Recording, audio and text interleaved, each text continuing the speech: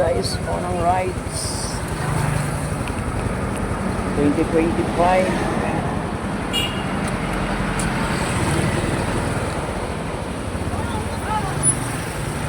Let's go.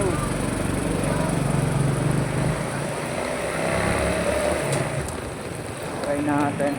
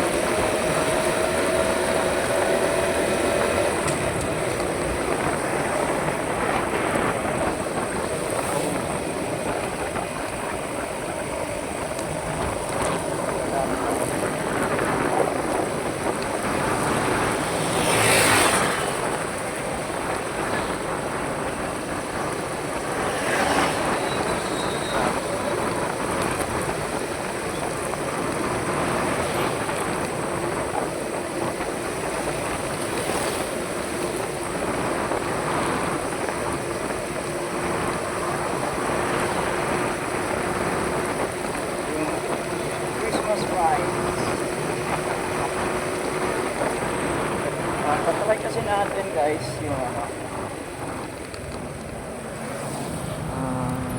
mga boating yun.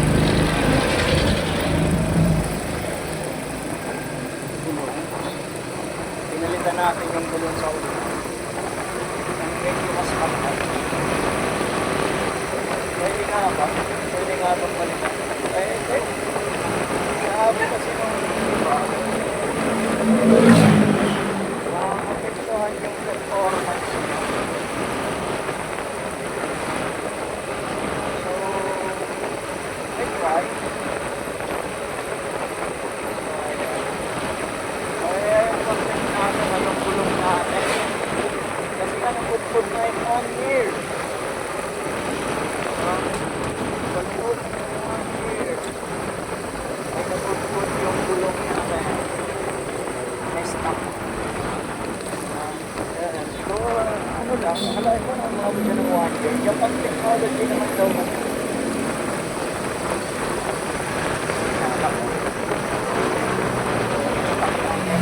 Kaya ako bumili kayo ng stock ng Exxon, ng radio, Exxon, yung stock na bumili.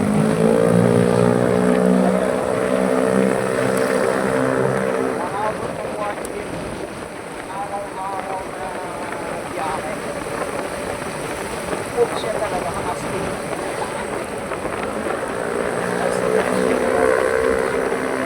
Ito maaga.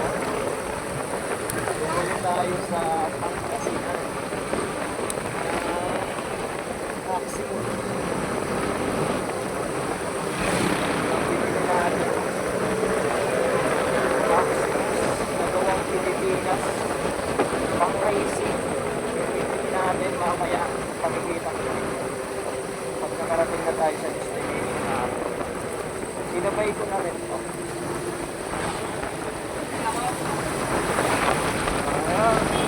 Pinapakiramdaman ko yung performance na nabawasan.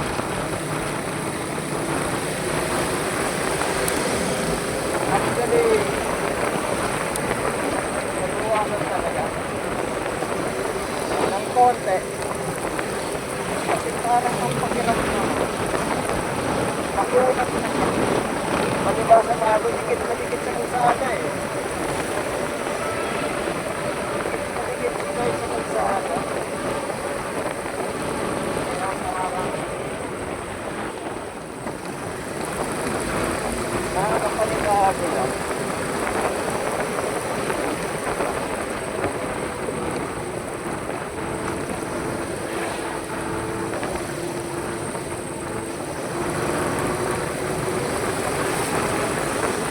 Palibasa tayo.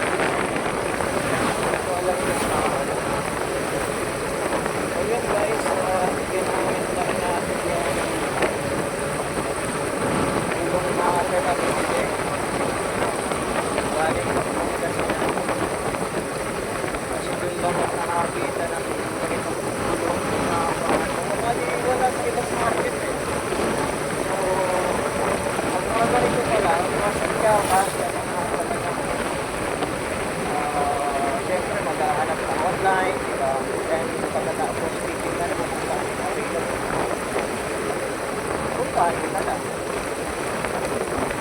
yung pinakabit natin kahapon bago mag-pasto. So ngayon natin pinay. Pinay natin ngayon.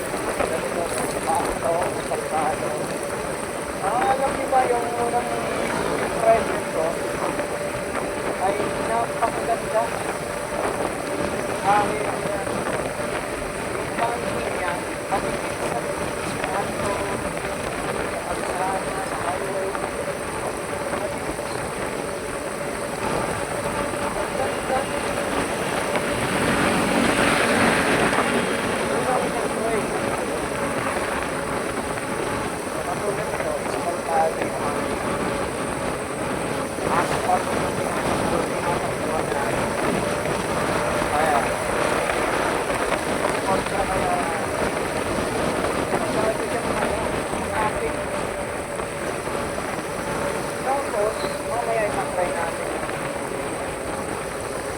Subspeed niya kung maapektuhan o hindi. Mamaya doon sa medyo moment ko. So, ito, nakikirap naman. Yung throttle niya, medyo matigas niya.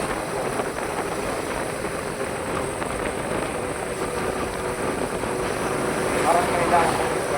Kaya ko lang.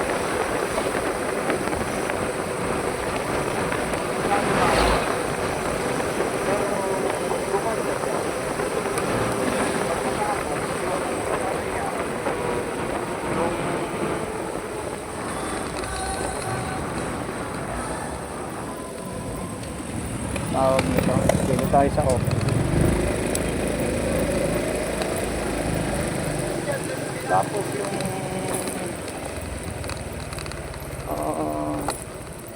bounce niya ay medyo tumakas ng konti. Tumakas ng konti. Ibig sabihin, may epekto dun sa rear suspension at saka dun sa gulong. May epekto. Yung malaking gulong sa rear suspension. Kasi yung bounce niya ay talagang magagamit na kasi dahil nakapal yung gulong. Hindi kasi natin ay 85. May kamahalan pero 85 naman siya. Kasi karamihan sa mga gulong ng mga motorsiklo ay 4-type. So ito, ginawa natin 8-type. Yun ang pinuha natin. Para mag-test, medyo lumatas na kayo ito at medyo lumakas. Ang hindi ko ng gulong ay hindi ko palang gulong ay 3/70. 3/70 para sa race.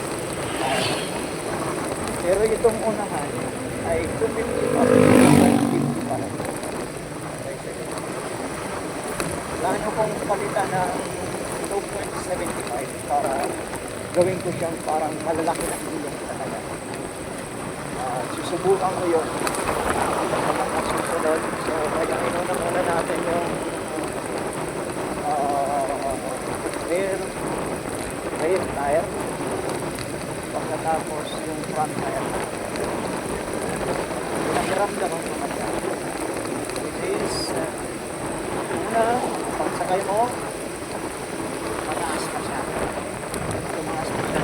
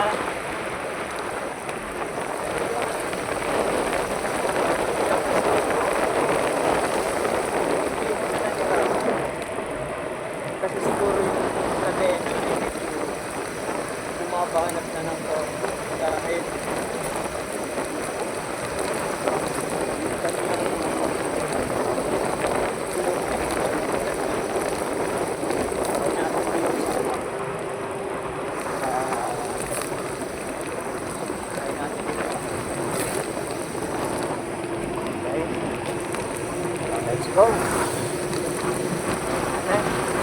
Okay.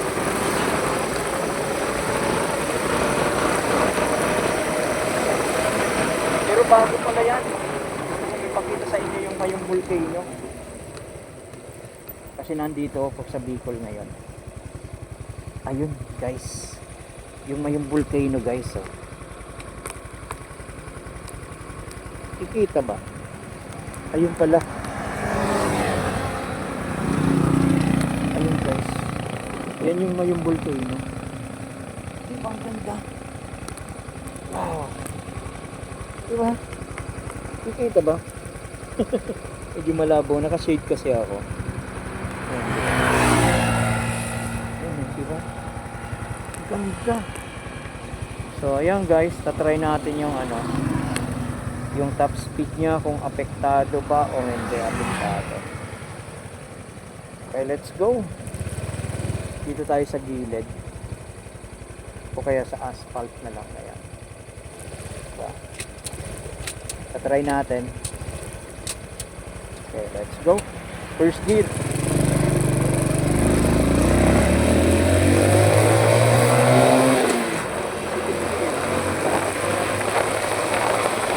First gear.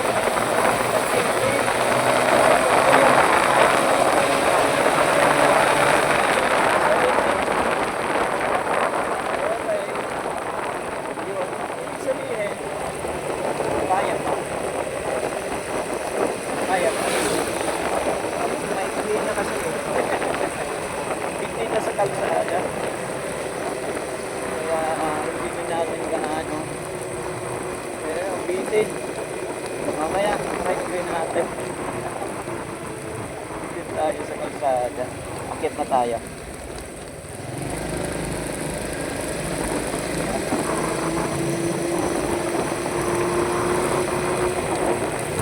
So guys, nandito na tayo guys. So yun ang performance niya. So more on performance sa mga susunod pa natin pagka-try. Susunod pa natin lahat habang maganda yung panahon. Kasi na-try uli natin sa mga susunod. Para at least mapag-aralan pa natin kung ano pa yung mga bagay na kailangan natin pag-uwin dito sa XLM 125 M5 NSX Street. Itong pinili natin yung motor ay Auraflame. Yung variants. Okay. Mas dahil XRM pwede siyang pang-off-road at pang-dual sport.